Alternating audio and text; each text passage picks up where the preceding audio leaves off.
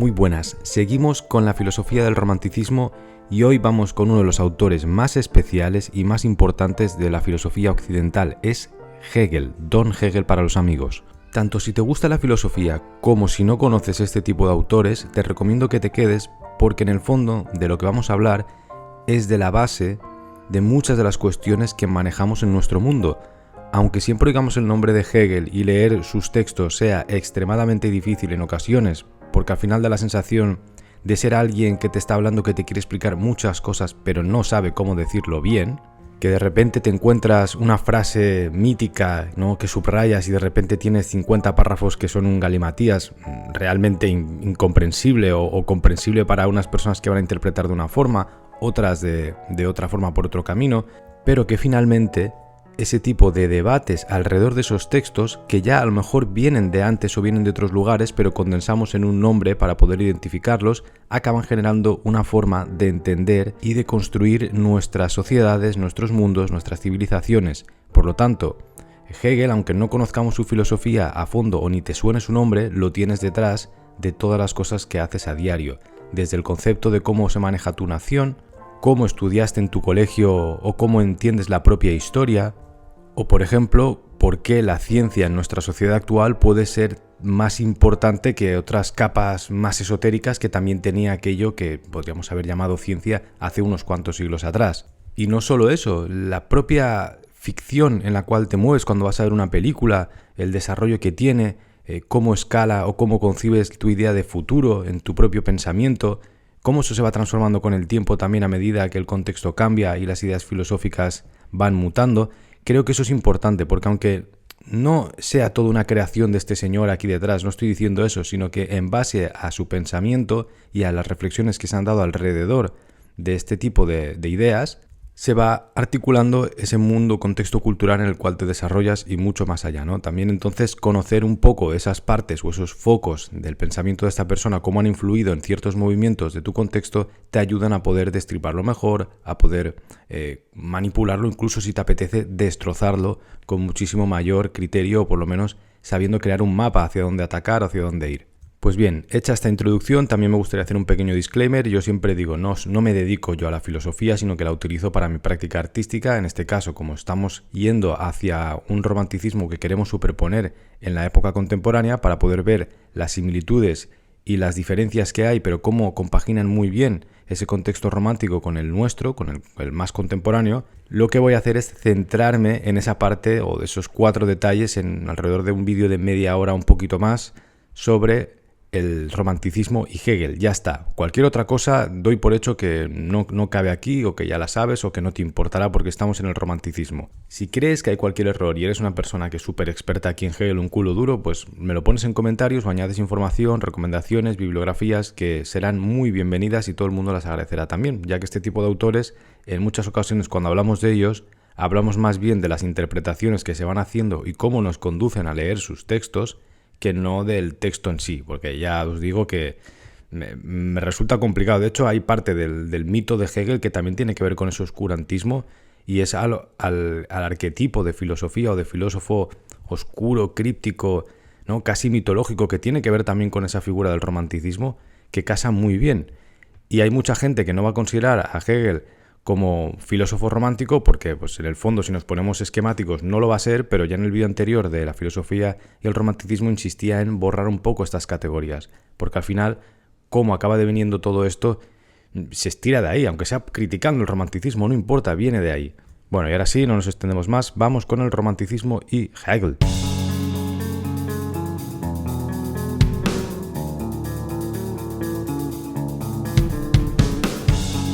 En el vídeo anterior de filosofía y romanticismo hacíamos un vuelo de pájaros sobre Fichte, Schelling, Hegel, Schiller, Novalis, ¿no?, toda esta serie de autores principales, y especialmente nos centramos un poquito más hacia el final en Schelling por ser el filósofo romántico por arquetipo, ¿no?, el que reúne mayores características. Al mismo tiempo comentábamos en paralelo ciertas cosas y criticaba un poco esa visión de encasillarlo todo, que es lo mismo que hago en el arte. Es una función muy útil para los académicos que necesitan pues legitimar su forma de trabajar y sus movidas, pero que en el fondo para el resto de la sociedad a veces lo que hacen es molestar confundir incluso, ¿no? En ese afán de hacer entomología con cosas que son imposibles de reducir a un cuadradito, a una casillita, sino que están hiperconectadas, y creo que a día de hoy, en un mundo que precisamente se da por hiperconectado, deberíamos empezar a romper estas barreritas. Vale. Una de las principales características del pensamiento hegeliano es esa contradicción, esa especie de lucha, ¿no? Que luego tanto le servirá a Marx y que tantas consecuencias también tendrá. El principio de contradicción estará por encima del principio de síntesis o de armonía, porque al final todo nace de una lucha anterior y de esa forma se va a afirmar una exigencia sobre una nueva lucha, ¿no? Una especie de capitas que van superponiéndose hasta una especie de ideal, ¿no? Superior. Pero para no quedar yo aquí de clowny, vamos a invocar a Herbert Marcuse, que tanto nos gusta aquí también, para que nos cuente por qué era o ha sido tan importante Hegel. Dice Marcuse: la posición de Hegel comporta una total revolución de las leyes del pensamiento y del modo de pensar derivado de ellas. Nosotros no podemos expresar esa identidad de las cosas con una proposición que distinga un sustrato permanente y sus atributos de su opuesto o contrario. La variedad y los opuestos son para Hegel una parte esencial de la identidad de las cosas y, para comprender dicha identidad, el pensamiento debe reconstruir el proceso a través del cual la cosa se transforma en su opuesto para después negarlo e incorporarlo en su propio ser. Hegel subraya frecuentemente la importancia de dicha concepción.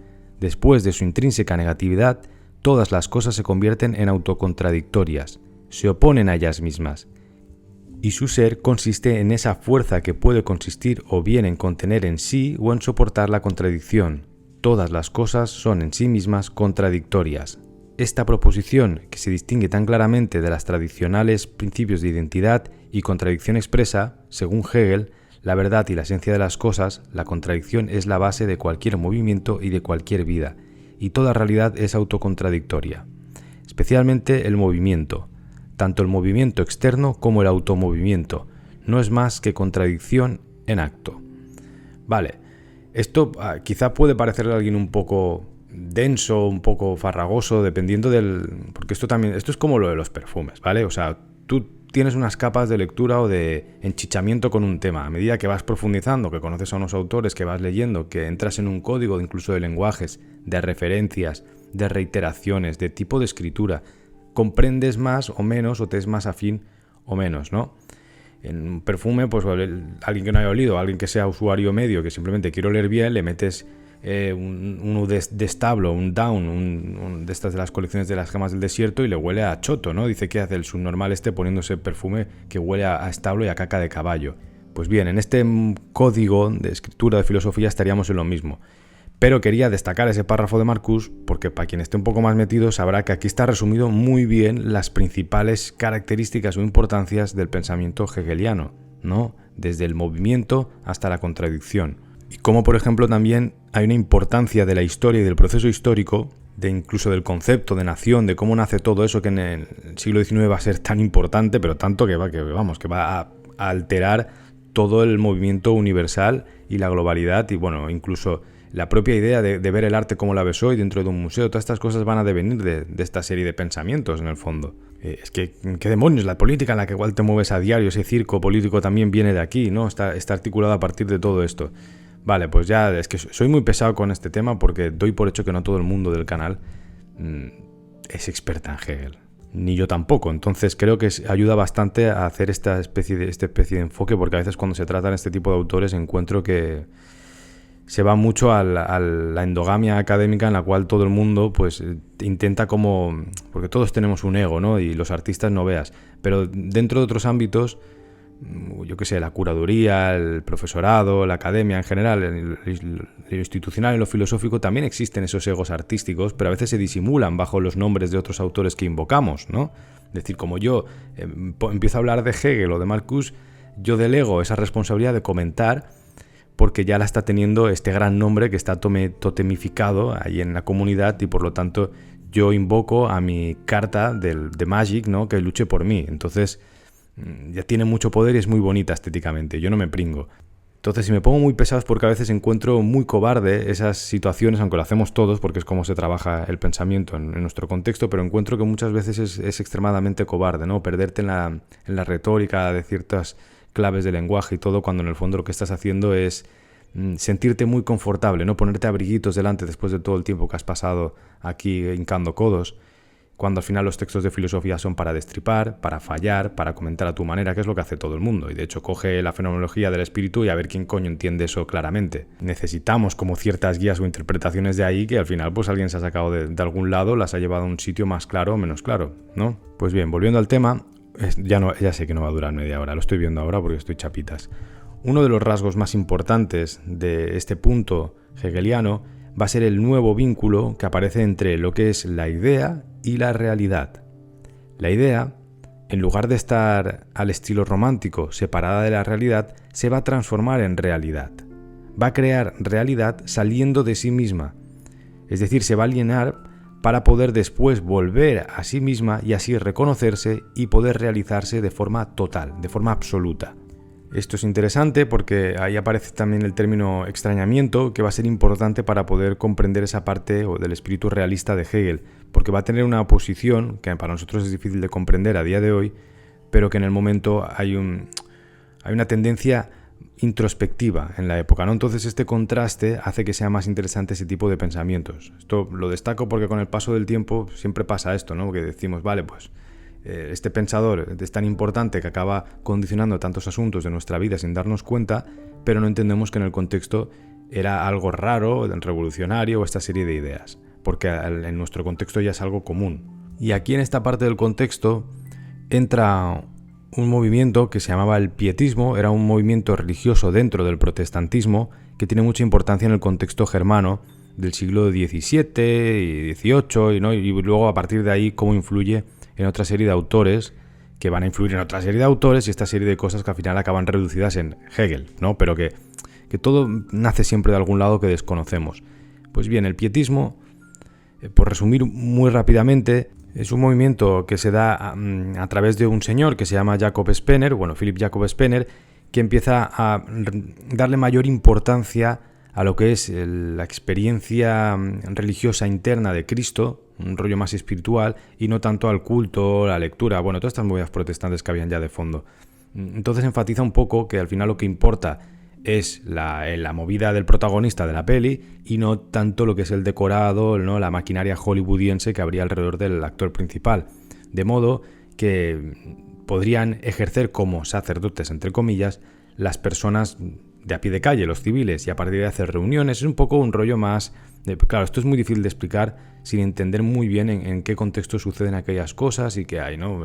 Tiene un rollo bastante humanista, aunque no esté extremadamente conectado con ello, no pasa en paralelo al periodo de la Ilustración, y tuvo mucha importancia porque muchas mujeres de la época, sobre todo mujeres intelectuales de la época, lograron un espacio un poquito más seguro donde recolocarse. Pero esto, ¿por qué lo recalco aquí? Que no tiene que ver mucho con el tema. En el fondo sí, porque es la manera en la cual también la gente de la época y de ese contexto germano se relaciona con la idea de espíritu en relación a una religión que tampoco acaba de ser como la que tenemos aquí en el contexto más católico-cristiano. Y un poco apunta a la manera, porque ya de por sí eso es un conflicto con otra serie de movimientos protestantes que hay en aquel momento. Entonces, es un poco para dibujar el mapita, así muy difuminado, como una especie de fotografía movida, donde vemos que la relación entre el espíritu y la persona es importante, porque también es uno de los temas principales de Hegel, de modo que va a parecer un revolucionario cuando este autor mantendrá que la idea existe solo en cuanto sale de sí, y que se realiza solo por efecto del extrañamiento de sí misma. Aquí tenía apuntada la polémica del alma bella, del concepto de alma bella con Hegel, pero no, tío, es que esto es un peñazo. Si no se va a hacer demasiado... Porque esta es la parte que difiere con el romanticismo. Al final, en términos culo duros, Hegel no pertenecería a este movimiento como tal, y de hecho ya lo decía en el vídeo anterior, podemos unirlo más a una época de grandes autores, ¿no? Ese paralelismo entre un Hegel en el pensamiento, en el espíritu, a la par que un Goethe que tiene más que ver con lo dramatúrgico, ¿no? Ese Fausto y esa enciclopedia de las ciencias filosóficas, que hay una analogía muy estudiada también, y que ponen de manifiesto que al final el mayor poeta de la época y el mayor pensador habrían reflejado en las dos obras enciclopédicas dos vastas odiseas del espíritu, todo un siglo, toda la historia de la humanidad, por no decir casi toda la historia desde un punto de vista occidental, condensada en esas dos grandes obras, ¿no? Que parece que se pueden pasar por la piedra a todas las categorías y todas las divisiones de género, entonces podrían ser un poco ellos a su bola. Por otra parte, también en un momento dado, Hegel y Schelling comparten afinidades, bueno, con Hölderlin también, y una de ellas es, esto lo comentaba también en el vídeo anterior, pero lo pongo aquí para ubicar más contexto. Tanto Schelling como Hegel necesitan separarse en un momento dado de Kant y Fichte, que en el vídeo anterior lo hemos explicado ya bien. Ambos consideraban que lo absoluto debía tener rasgos y propiedades concretas, que fuesen cognoscibles, y esos rasgos necesarios para fundar el idealismo concreto van a hacer que Schelling los buscara en la naturaleza, mientras que, por ejemplo, Hegel los va a buscar en la realidad social, en la política y en la economía. Por eso decimos que Schelling es tanto el ideal romántico, ¿no? Por esa naturaleza incontrolable frente al individuo, etc. Y Hegel se separa un poquito más de ello, pero como el contexto es el mismo, no paro de insistir en no separarlos tantos. Y aquí, en relación a Hölderlin, también es interesante cómo van a utilizar la Grecia clásica, ya lo explico también en el vídeo anterior, por unos, al final son asuntos geopolíticos. Tú estás en guerra con Italia o has estado en guerra con ese tipo de países que no está concebido como tal, pero bueno, nos entendemos. Y tú coges y tiras pues, para el otro ejemplo, es decir, pues estos no que son los malos de ahora, ¿no? Me cojo a los griegos clásicos como arquetipo, ¿no? A través de la polis se va a hacer el ejemplo universal de lo que tiene que ser una ciudad. Una ciudad libre, con ciudadanos libres, que viven libremente, que coexisten súper libremente, y Atenas, ¿no? Y es perfecta, ¿no? Roma también por ahí, pero siempre va más para Grecia. Y siguiendo este hilo de la política, la geopolítica de un momento dado, la filosofía, cómo tienen mucho más que ver de lo que a veces queremos creer o a veces limamos con el paso del tiempo, al final Hegel, sobre todo joven, había estado en batalla con el feudalismo que había imperante en Alemania y también contra la Iglesia que lo apoyaba, ¿no? Con esta serie de organismos que estaban allí articulando la política del momento. Y a partir de aquí también, como citábamos, la importancia del arquetipo de la polis griega como ideal, ¿no? Tanto en Hegel como en Hölderlin les va a flipar el por qué acaban decayendo esas ciudades-estado tan perfectas, tan idealizadas. Y se cuestionan cómo podrían restablecerse ese tipo de decadencias en ese tipo de polis, ¿no? Haciendo esos ejercicios mentales van a pasar cositas luego. Pero volviendo un poco más al tema del romanticismo, podríamos decir que en la Enciclopedia de las Ciencias Filosóficas, uno de los principales libros de Hegel, de 1817, parece que se acaba realizando lo que es el sueño romántico, ¿no? Y puede parecer contradictorio, paradójico, pero es que parece realmente que a través de amplias obras de carácter simbólico, filosófico, poético, que tienen esa intención enciclopédica, no tiene el propio título del libro, que al final también difunden poesía, historia, ciencia, meten religiones por medio, mitologías de todas las épocas, de todos los pueblos, no ese carácter universal que no paramos de ver, al final acaba siendo un ideal de lo que es el romanticismo en ciertas partes. Y en este mismo libro, Hegel va también a dibujar un poco todas esas oposiciones entre lo que es el ser y qué es el ser a la vez, el pensamiento, la oposición entre lo que es ideal y lo que es real, entre lo que debe ser y lo que es, etcétera, etcétera, hasta que llegaríamos a una conclusión en la cual, para Hegel, la única realidad auténtica va a ser la idea. Lo racional es real y lo real es racional. Y de aquí llegamos a la famosa parte que siempre que se explica Hegel se tiene que mencionar, ¿no? De la idea que se realiza a través de una dialéctica, que tiene su expresión en una tríada, ¿no? Primero la idea se pone a sí misma como ser, después que sería la tesis, después sale y se extraña de sí misma, se niega y se convierte en naturaleza, antítesis, y por último vuelve a sí y se establece en su identidad, con una plena conciencia de lo que es. Y en otras palabras diríamos que se reconoce como espíritu. Esto sería la síntesis, tesis, antítesis y síntesis.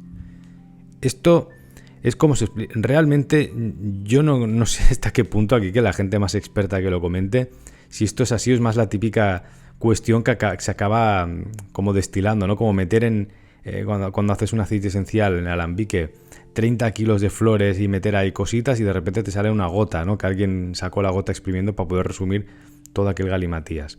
Vale, he tenido que salir a buscar las botas de fútbol porque tengo partido hoy y no me acuerdo dónde me he quedado. Pero bueno, una de las características principales del pensamiento de Hegel, especialmente en el contexto romántico, ¿no? En el que ubicaríamos esa enciclopedia de las ciencias filosóficas, es que Hegel deseaba con todas sus fuerzas captar la fluidez de los pasos que habían entre la realidad y cómo ésta se puede situar en diferentes planos. De modo que esto, aplicado a la estética, a las artes, se entendería como que el arte se puede definir como el esfuerzo a través del cual el espíritu va a tratar de realizar una idea bajo una forma que es sensible.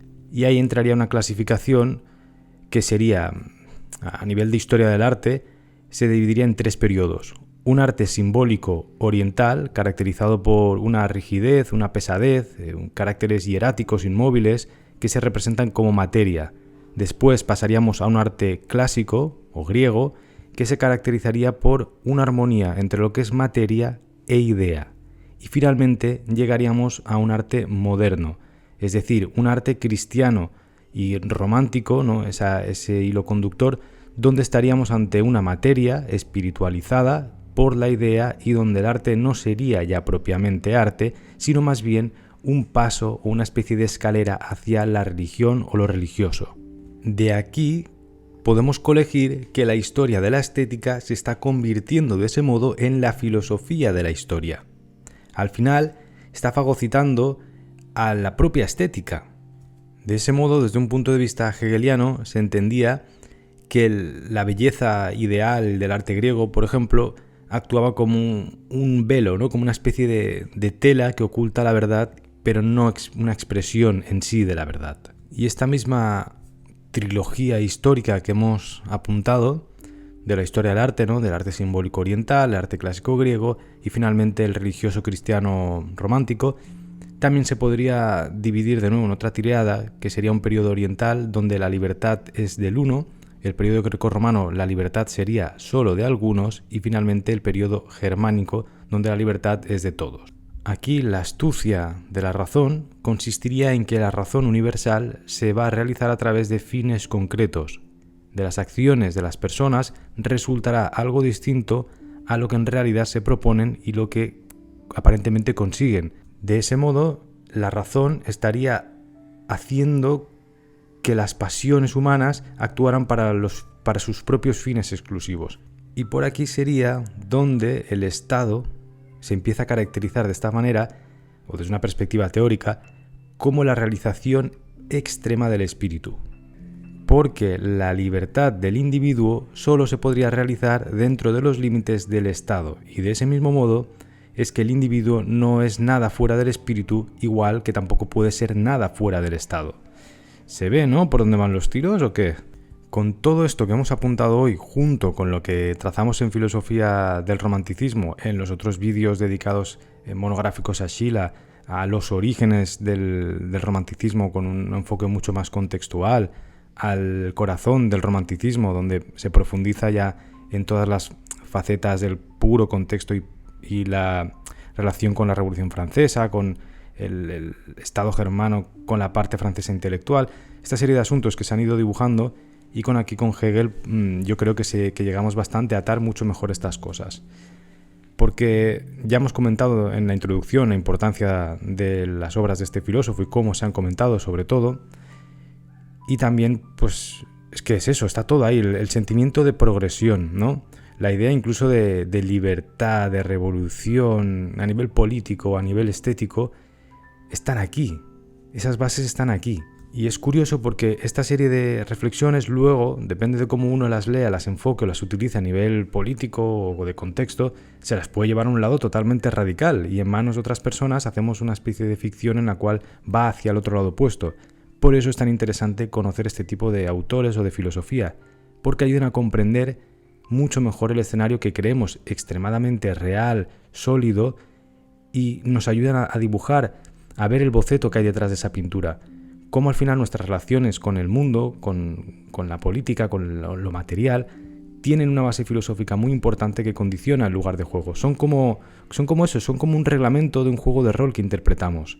Y de repente, a través de esta serie de reglas que seguimos de forma directa o indirecta, jugamos o queremos jugar de una manera, con unas fichas, con una estrategia, y de repente si eso se va transformando, y para mí como artista creo que es fundamental entender esto, te das cuenta que se pueden cambiar esos escenarios de juego sin que nuestra percepción como humanos o nuestras relaciones realmente se alteren tanto o tengan tanto sentido. De ahí la gracia de la filosofía a nivel histórico, porque uno puede comprender por qué se llegan a estos puntos, cómo se va desvirtuando esas interpretaciones, cómo se aplican a cada contexto y se van transformando, la soberana importancia, a veces de forma absurda, que se le dan a este tipo de autores, cuando en el fondo lo que importa es todo lo que se va digiriendo a través de ellos y cómo se va proyectando en diferentes espacios que a veces ni siquiera la gente es consciente de que hay un autor detrás, y por eso es lo gracioso también de no santificarlo, porque me parece que desde el lado del pensamiento, desde los lados intelectuales de la cultura, desde la estética, desde la literatura, cogemos nombres propios, los hacemos resonar como cajitas antiguas, ¿no?, que le das cuerda y vuelven otra vez a dictar órdenes morales de contextos que a veces no tienen que ver con el nuestro. Y ese es el objetivo final de esta serie de vídeos, donde sin perder el respeto o sin perder la importancia de ese saber, esos conocimientos, esos textos, los vamos aplicando o desvirtuando poco a poco para llevarlos a nuestro territorio y ahí aplicarles nuestras reglas o directamente pues desmontar como si fuese un puzzle para montarlo como queramos, ¿no? Bien, después de este pequeño snack que me he permitido aquí para airear un poquito el polvillo hegeliano, vamos a concluir. Estamos llegando ya un poco al final, ¿eh? Bueno, sí, me gustaría llegar al final ahora, luego ya sabéis que me alargo, pero podríamos tomar ese punto en el cual Hegel se cepilla un poquito el arte, ¿no?, y le da una puñaladita, que también es muy interesante y que, bueno, hemos comentado en otros vídeos bastante, así que voy a hacerlo lo más breve posible. Esto en el vídeo anterior creo que lo comento cuando hablo de Schlegel, cuando dice esa famosa frase en la cual, no me sé de memoria, pero bueno, que separa la filosofía y la poesía, ¿no?, y dice que ya eso ya se ha hecho, que ahora vuelve el tiempo de unir esos dos campos. Y bueno, podríamos decir que Hegel parece que piensa desde un punto de vista similar, que existe un devenir histórico y lógico al mismo tiempo de lo que él entiende como el absoluto, y que el arte debe formar parte de eso.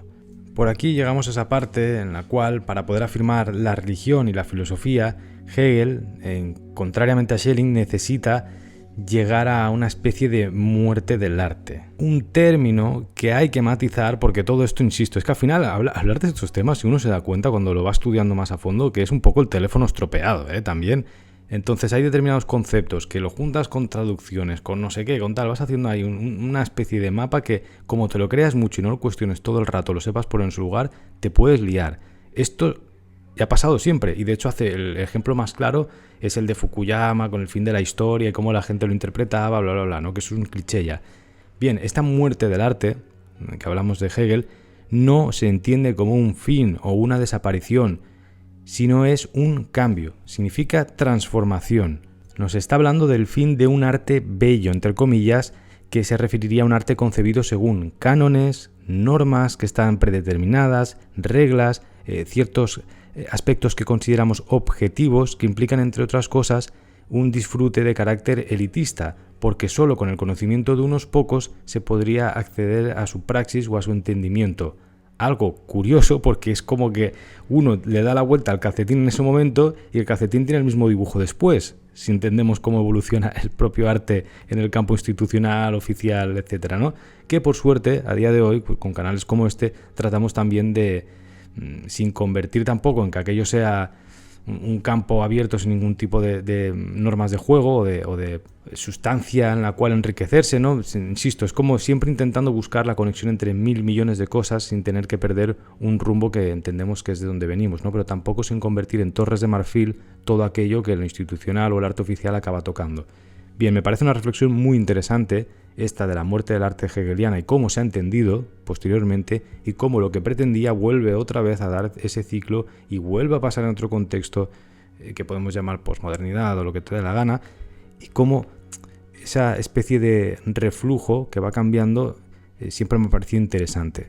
Y sobre todo esto es interesante porque en esa especie de ciclos que entendemos como muerte de un tipo de arte, que esa muerte, insistimos, es transformación de algo, al final es porque en ocasiones no cambia tanto la cosa, sino que necesitamos agitar vuelvo a la metáfora del tablero de juego, para incorporar nuevas fichas, ¿no? Hasta ese momento sirve todo este especie de reglamento para que jueguen cristianos europeos de tal sitio, y de repente necesitamos que venga gente de otros países, porque ahora el contexto geopolítico así lo demanda o así lo pide. Ahora de repente nos damos cuenta que hemos estado rechazando, marginando y maltratando a toda la otra mitad de la población humana. Pues ahora necesitamos que se incorpore ahí también. Necesita un marco nuevo, necesita una transformación y por ende necesita una aniquilación del sistema de reglas estéticas que dominan esa idea arte oficial. Va mucho más por aquí cuando hablamos de este tipo de conceptos de muerte del arte, el arte no sé qué, el arte, ¿no? Porque si lo leemos tal cual, de forma literal o populista o muy sencilla,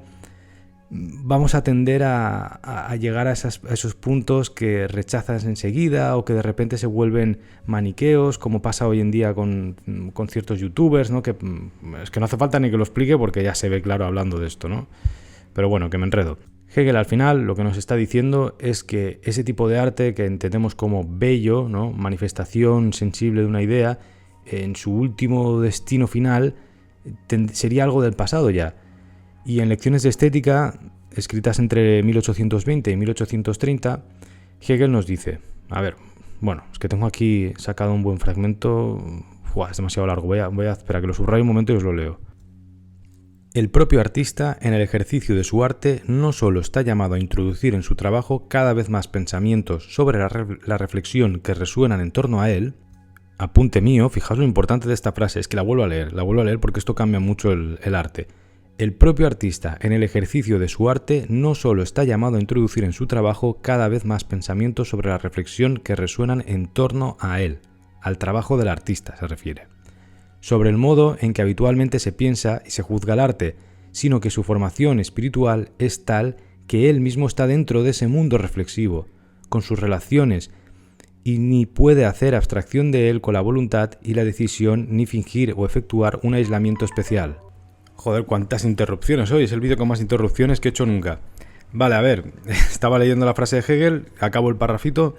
Por todo ello, desde el punto de vista de su destino, el arte es algo del pasado. Con ello, ha perdido para nosotros toda genuina verdad y vitalidad, y está regulado en nuestra representación más de cuanto haga valer en la realidad su necesidad de otro tiempo y no asuma su puesto superior. Es de este texto o de este tipo de pensamiento hegeliano donde pasamos a una especie de ciencia del arte, ¿no? Donde la reflexión sobre el propio arte empieza a ser más importante, que es algo que, claro, Hegel considera propio de su tiempo, pero que curiosamente lo podemos aplicar a nuestro propio periodo o a nuestro contexto más del siglo XX, donde esta serie de reflexiones han sido, pues, básicamente la espina dorsal del arte. La creación artística se transforma en la reflexión sobre el arte, sobre el propio crear arte, ¿no? La creación se convierte en preguntarse por el sentido o el significado o los propios valores que el arte hace emerger, ya no solo en crear un arte que entendemos como bello bajo unas reglas, etc. ¿Veis el conflicto que a veces se hace ver como contemporáneo, lo viejo que es, lo apolillado que está? En palabritas de Don Hegel, lo que ahora suscita en nosotros la obra de arte es, además del disfrute inmediato, nuestro juicio, porque ponemos por debajo de nuestra mediación del contenido los medios de manifestación de la obra de arte y la propiedad de ambos. La ciencia del arte es por ello en nuestra época una necesidad todavía mayor que en las épocas en las que el arte procuraba de por sí una completa satisfacción. El arte nos invita a la meditación, pero no con el fin de recrear el arte, sino para conocer científicamente lo que el arte es. Yo creo, y además esto es uno de los momentos lúcidos en los cuales se entiende bastante claro, que este sería el clímax del vídeo para entender la estética de Hegel o la importancia que ha tenido en el arte nuestro, de nuestro contexto. Si alguien tiene alguna duda o quiere aportar algo más, aquí en comentarios es el momento, pero creo que aquí queda bastante claro. Y por cerrar un poquito y acabar de enganchar con el pegamento todo lo que hemos ido tocando hoy, en esa segunda parte La tercera también, la estética de Hegel, que lo he comentado antes.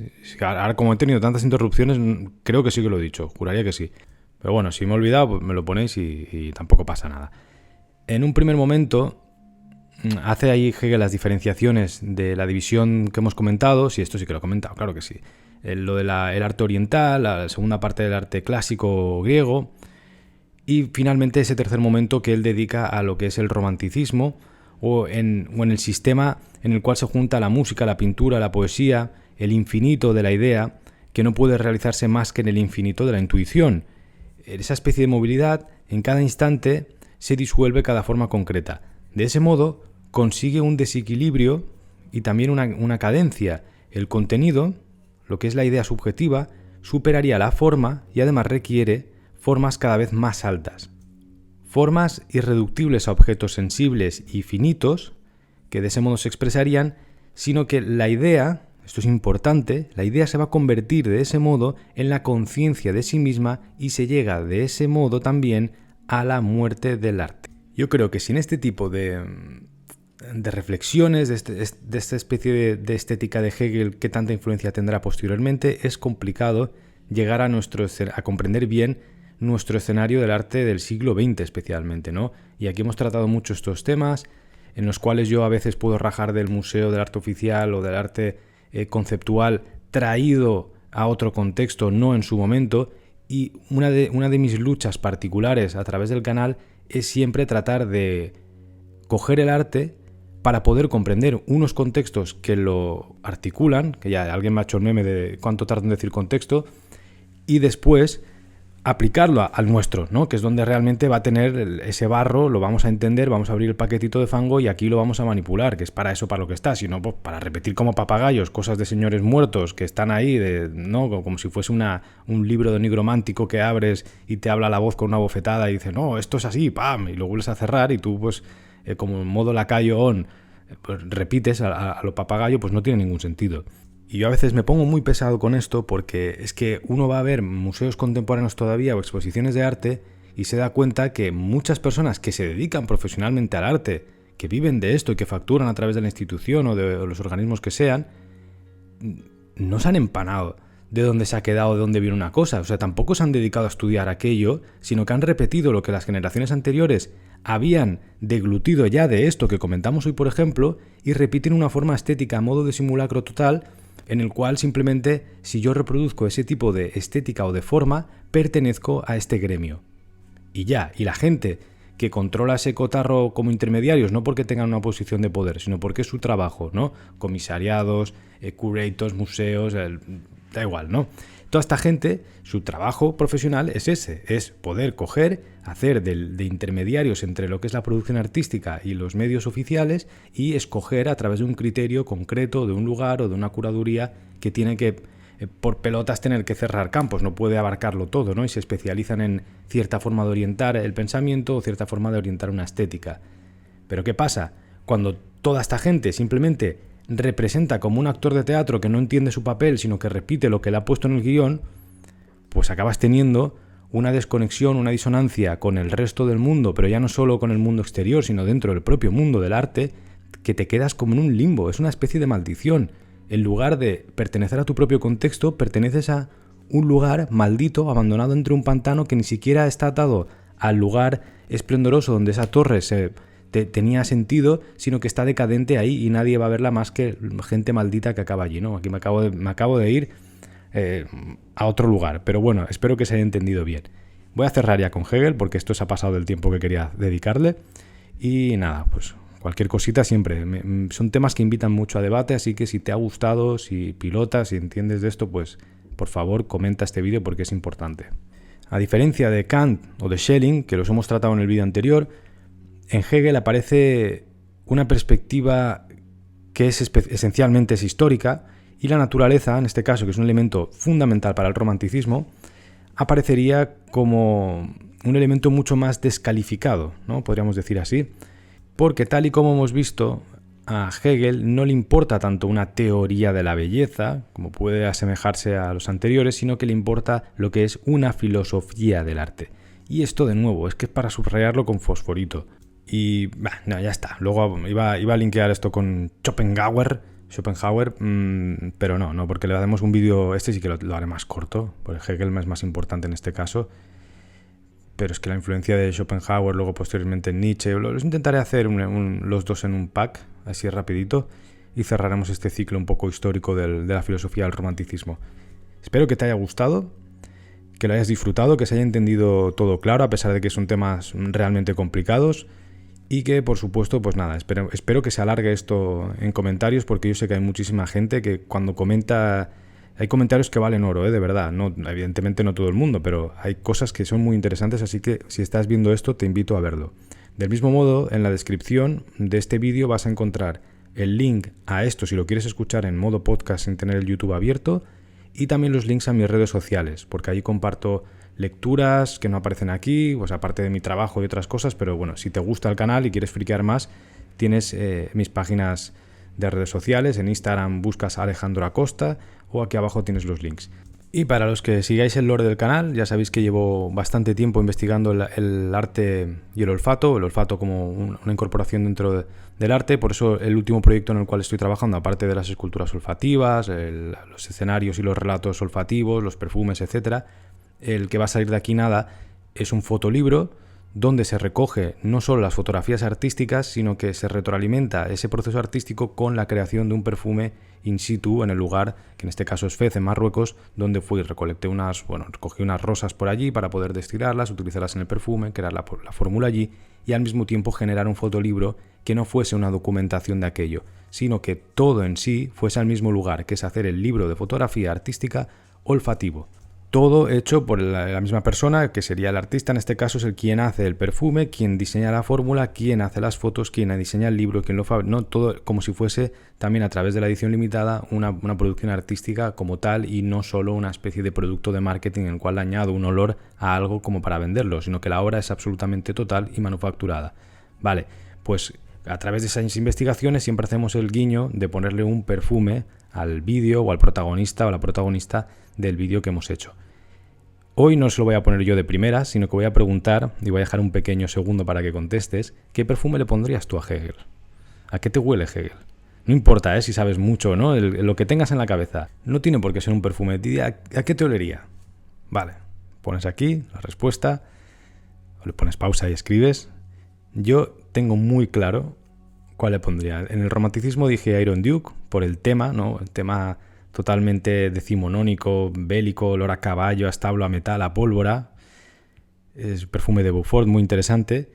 Pero hoy uno más concreto, yo escogería de Amouage Opus 14 Royal Tobacco, que es un tabaco totalmente amargo, con un toque de regaliz de fondo, anisado. Es súper intenso, bastante original como perfume. Lo recomiendo mucho si alguien lo consigue oler, está en una gran ciudad, porque no es nada típico. Aquí estamos hablando ya de composiciones que yo entiendo como artísticas. Es que al principio es un tabaco amargo muy oscuro, muy denso, con esa cara de enfadado que tiene siempre en las pinturas Hegel, la típica pintura que conocemos. Y luego de fondo hay notas ya más especiaditas, más aromáticas, lavanda, un poco de osmanto, ¿no? Esas florecitas tipo el nerolí, una rosa testimonial, los inciensos. Es una composición muy compleja que solo va apareciendo a medida que seca. Y finalmente esa sensación de amargor que también puede dar un bálsamo del Perú, el vetiver y la madera de Gaillac, que es siempre muy ahumada. Bueno, es complejo, como Hegel. Así que creo que es un buen perfume para ponerlo. Y ahora sí, espero que lo hayas disfrutado. Y nos vemos en el siguiente, que si todo va bien tendría que ser, si todo va bien no, si cumplo yo mis estándares de orden, que son ninguno, tendría que ser el de Schopenhauer. Pero quizá meto en medio uno sobre Alexander McQueen, porque me apetece.